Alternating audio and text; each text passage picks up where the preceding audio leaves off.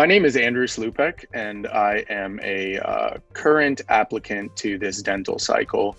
I'm actually a post-bac student right now at the University of Maryland, College Park, and I'm really excited to see how this application cycle goes, obviously in unprecedented times.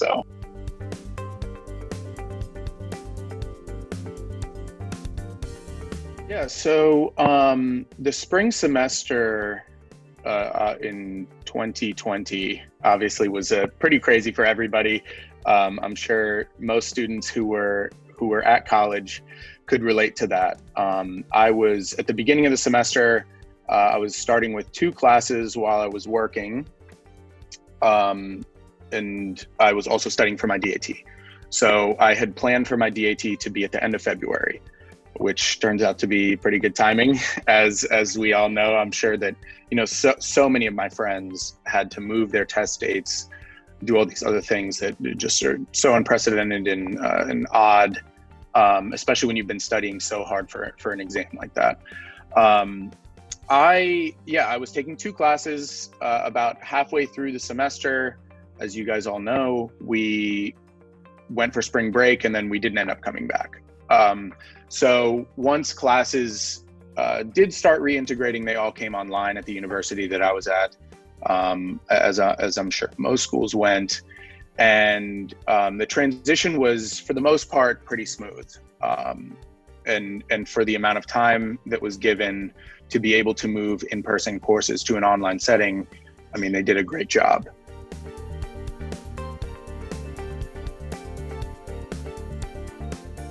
As the semester was wrapping up, I was finishing up my committee packet application and getting everything ready to still apply coming up in the summer. So just a big thing was that being prepared early, not knowing that we would get shut down the way that we did, really helped me to be comfortable when things did start going awry. I was able to get all of my things in on time, luckily. And the things that I wasn't able to get in on time, they were at least close to being ready.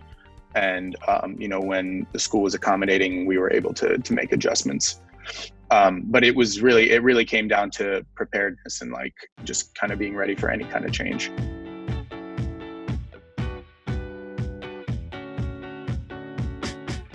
The thought crossed my mind, and it was sort of an instant, just because I think everybody questioned everything. Am I doing the right thing right now? Should I be focusing on something else? As everything was sort of going crazy. My work hours actually increased during that time period, because we were doing some stuff.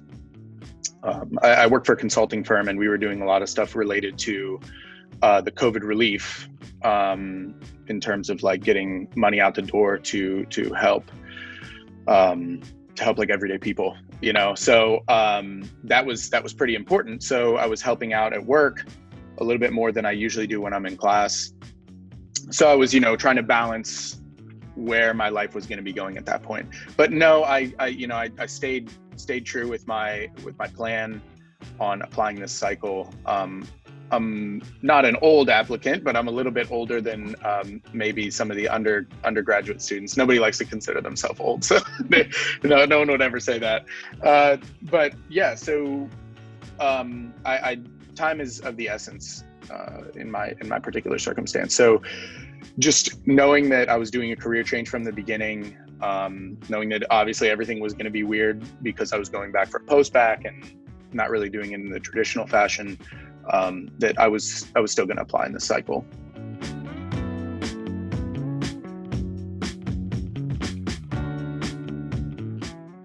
I did not have an issue with that as much.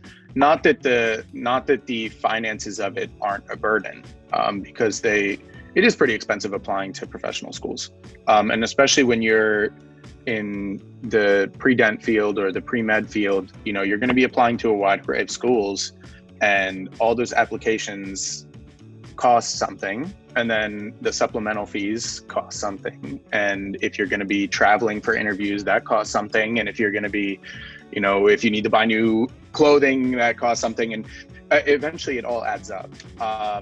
And Yeah, in some ways, having a cycle that is going to be online might be a little bit of less of a stressor on the traveling burden that might be associated with it.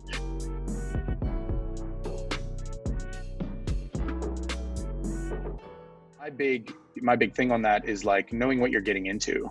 Um, when I started my post-bac, actually I had known a little bit prior because I did want to go into dentistry before I had sort of a change in path in my undergraduate years several years back. But I had an idea of what the application process was like.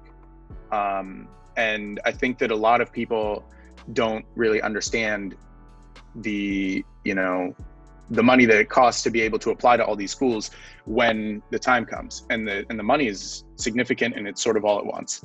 So having an idea of what that is way prior to actually applying is super helpful, and you can budget things out that way. And if it's something that's really a priority for you is to be able to get into dental school, I highly recommend like knowing that that's going to be an expense that you're going to pay for. Because I have a lot of friends also who, even if it wasn't in the cycle, got to the point where they were applying and they went, oh my God, this is like over $1,000, like almost $2,000 to apply to all the schools I want to go to. And then they had to take schools off of their list that they thought that they were, interested in. And, you lose opportunities that way. Obviously, if finances are available, try to budget for them early. If finances aren't, work with what you got and really, really try to hit a home run in the options that you have. But yeah, preparedness is the biggest thing. Knowing what you're getting into from an early state.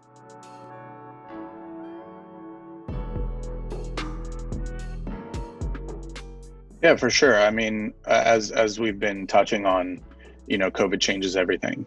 So, it doesn't just change the application process. It'll change how classes are run. It'll change how the interviews are done. It's really got its hand in everything. So, one big thing that I've done was I've been trying to read up on all the schools' websites, especially to the schools that I'm applying to, and seeing if they have any information on there. If they don't have information listed, I can call, try to attend, whatever virtual open houses they've been having. A lot of schools are doing those, especially because of the weird situation. They've been adding in open houses for students who maybe weren't able to travel, or I mean, obviously nobody's holding in-person open houses right now. That seems a little bit unnecessary. But yeah, I mean, and in those circumstances, don't be afraid to ask questions. They're very responsive about stuff like that, and safety always comes first. So I think that most of the schools are doing a good job with that. I have a lot of friends who are in dental school now. I try to stay in touch with them about how, D1s, D2s, how it's going, and like what they're doing. A lot of schools are moving to an online setting for lecture, and then doing maybe more of the lab things in smaller groups. Certain numbers of people can be in the lab room at a time or on campus buildings at a time. So it's really, up to the school's prerogative. But I think for the most part, the schools are, leading with precaution first.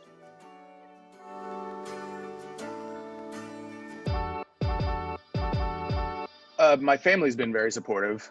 They knew what I was going to be getting into from the beginning of this. I mean, I've been in this post-bac this is my third year now. So it'd be a waste of time for me to just switch out of something else. And I also do really have a passion for the field, and I want to pursue it. So everybody's been very supportive. My wife and I have had many conversations about how to do the applications, what to prioritize, what to do. As I'm sure most people are, but it was never really a don't do this anymore. But also, as a working adult, I have a few more luxuries than a lot of students do, in terms of there's not as much pressure coming from, parents or things like that. And I totally understand that's a thing. So, the biggest thing is being open and honest about your situation, and making sure that everybody understands that, this isn't an unsafe bet. Like, you're going to still have opportunities. You're going to still be able to do things. It's just a matter of working hard to make sure that everything's in the right spot and doing your research. Everybody's been pretty supportive though, for the most part.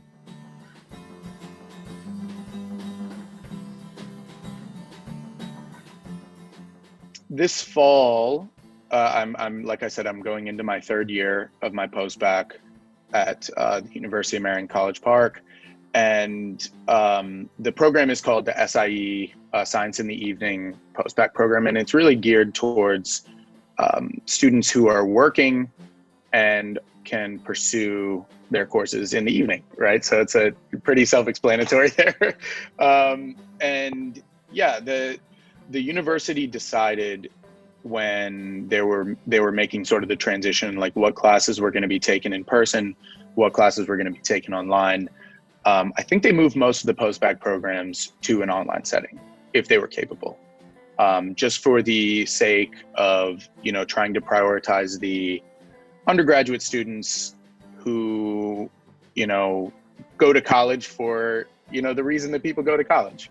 So, there's a lot of the social aspect of it and being on campus and things like that. I think that, that was prioritized, and I totally understand that.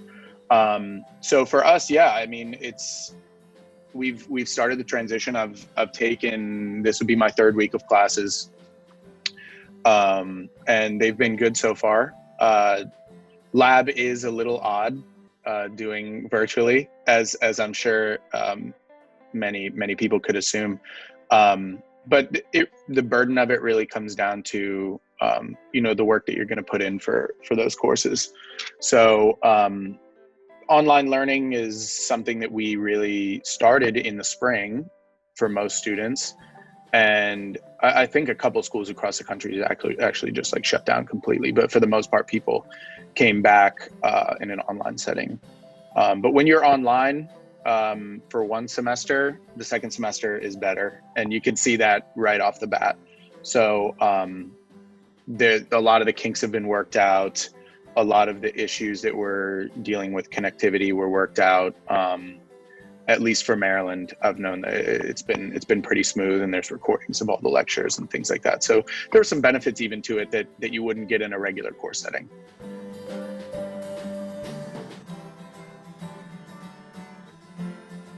I don't think that schools are going to look poorly on online courses for this semester or for last semester. From what I've been seeing and reading and hearing from admissions departments, everybody's been pretty understanding.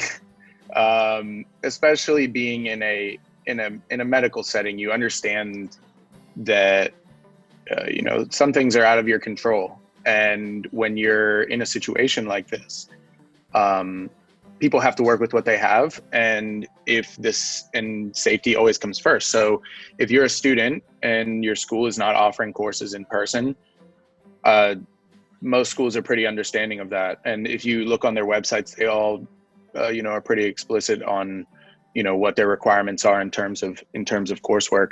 To be honest, I haven't been stressed about that since I knew that almost all schools are doing this. So, I am one of the students who is taking courses online now while there are being courses that are offered in person. But that's why you get interviews, so that you can explain things that may not make sense on an application. Aside from, just trying to get a better understanding of the candidate and seeing how you are as a person, and, asking you maybe some more questions that weren't in the application. So, I'm not too concerned about that. And I don't think that should be a big concern across the board. But I totally relate to the anxiety of it, because you have a path and you're set and you think that this is what you're going to do, and then everything gets thrown off. That being said, I finished my prereqs last semester. So those did transfer to online, and the courses I'm taking now are just additional courses to sort of beef up my knowledge. But when they transferred to online, that was not an issue with anything. And I've gotten interviews since then, and it's not an issue. Alongside with the pass fail, it's always been recommended that you take the pass-fail class. If you have the option, take it with a letter grade. But I know that a lot of schools have made accommodations because of strenuous circumstances or things that went off, in weird directions and things like that. I actually took a course pass-fail in the spring, and I opted to take it like that. And that was my own decision. And I felt that I needed to do that given my circumstances. And, we had family members who got sick, and, there were a lot of things going on, and you don't really know what your situation is going to be. And to be honest, that caused me a lot of stress, because I was like, oh my gosh, I took this course pass-fail. A lot of schools, require me to take that course without a pass-fail grade. I'm not recommending that students do that, but you have to look at your case with the situation that you got, and what's going on in your life at the time.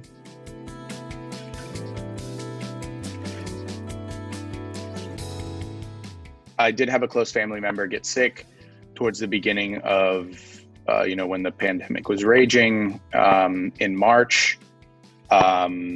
Classic symptoms following, the guidelines as to what the symptoms are for COVID, pretty much hitting every single thing.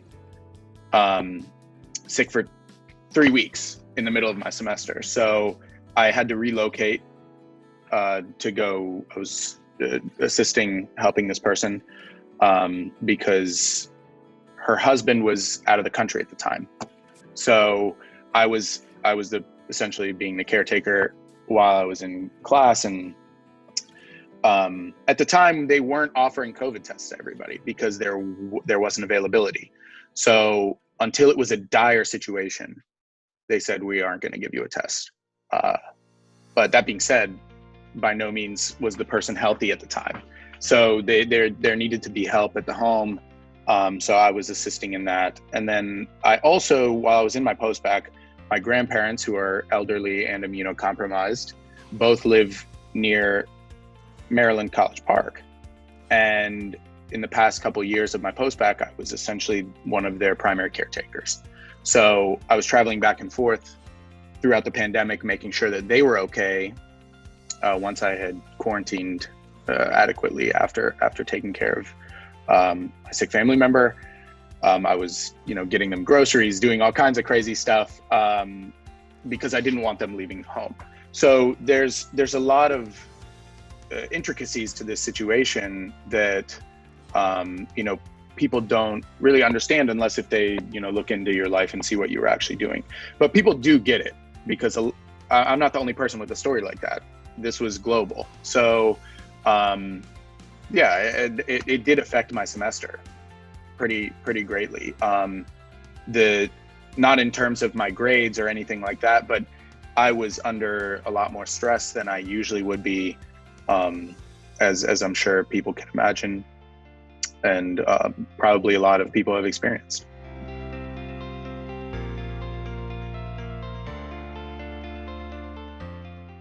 I completed my Master's of Science in Management in 2018. And when I finished that, I started immediately working at a consulting firm in DC, Arlington, Virginia. Not to split hairs, but some people will. So I started working for a consulting firm there part-time, because I started my post-bac almost subsequently following the end of my master's. So about halfway through my master's degree, I realized that, I wanted to pursue this career path. It was something that I wanted to do initially when I started undergrad. I got deterred from that and then sort of looped back to it later on in my educational career. So, but having my master's and having a background in, client service is really, really a great background to have going into dentistry. My uncle's a dentist who I shadowed pretty extensively over a several year span. And then I've also been shadowing a friend of mine who's a dentist in Maryland.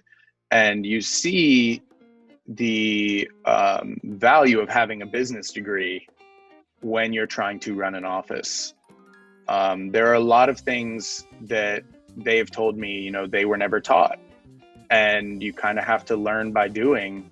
And the ability to have some of that background knowledge has been extraordinarily helpful for me, in terms of helping those offices run, when they've asked me for, you know, advice when I've been shadowing, or, you know, just making me feel comfortable knowing that when I come out of dental school, I'll also have a business background to be able to, you know, pursue whatever career I want to do, whether I want to stay as an associate or open up my own practice or do, you know, go into a residency that would, you know, lead me somewhere else. I feel comfortable in terms of the business aspect of it. Having a career prior to going into dentistry, especially in the field that I work in, they might not seem like they run parallel with each other. But the company that I work at has been fantastic with me in terms of teaching me core values and really putting a priority on service excellence. That is a huge thing. And being able to offer a service to somebody is not something that should be taken for granted. And when you're talking about in medicine or the dentistry field, you know, you are making decisions that will impact people's lives forever, right? So you want to make sure that you are leading with the patient first mentality. And I've learned a lot from my consulting firm in terms of, you know, leading with client service first, and then everything else falls into place after that. So it's been a great experience to have some background in other things other than dentistry or, you know, biology or chemistry or whatever. You know, a lot of people will tell you, oh yeah, you know, go to college, get your bio degree, and then go straight into dentistry. You can take those prerequisite courses while you do another degree and still get into dental school and still pursue that career path, or, you know, pursue something like art or something that you don't think might have that connection, but something that you're passionate in, and then still find some value in it. You know, getting a degree in art might enhance your manual dexterity. And then your first year goes a lot smoother than a lot of people who, you know, didn't get to do that experience. So, yeah, I'm thankful for having a, you know, a slightly different background than maybe a traditional candidate might look like. But yeah.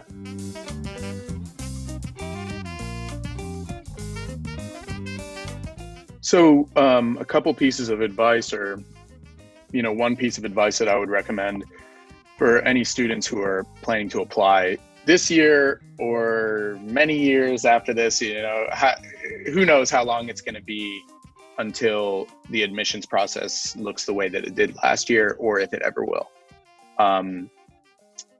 I would definitely lead by saying, have your ducks in order coming into your application season.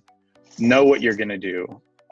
Err on the side of being too planned out or too prepared, as opposed to sort of saying like, yeah, I'll do that in my final semester. In undergrad, I think I would have had the tendency to go, yeah, okay, I'll apply this time. And then, you know, once it comes to the end of my application, like once I'm about to apply, I'll start doing all these things that I hadn't, you know, thought about. Really, I'll start volunteering, I'll start, you know, whatever, doing all the things that I need to fill in my application. I can't stress enough how important it is to do that stuff early, because as most students know, volunteering opportunities went out the window in March. Shadowing opportunities went out the window in March for the most part. A lot of dentists weren't even practicing in March. So, and most offices right now aren't allowing people to come in and shadow. So starting with a long-term plan that will get your requirements in is much better than trying to cram it all into one moment. And then I'm gonna touch on the DAT topic, because that's the biggest thing. And it's such a big test, and it's so important for your application, and there's so much stress associated with it for most students. Taking it at a time where you have prepared adequately is important, But just as important is preparing adequately in a reasonable manner. So waiting too long to take your DAT can cause unforeseen issues. And a lot of students had to reschedule theirs and redo things. And I was right on the cusp of that. I got lucky, right? 1 week after I took my DAT, everything shut down. So I was almost at that edge right there, and that I didn't want to get to. So make sure that you have a date set out way in advance, and then work towards that date. And only move it if there's like a real big problem and you can't take the test that day or something. But don't go, oh, like I'm stressed, I can't study right now. That's not the way to go about it. Just erring on the side of being prepared is always better, because then you're ready for change when it does come.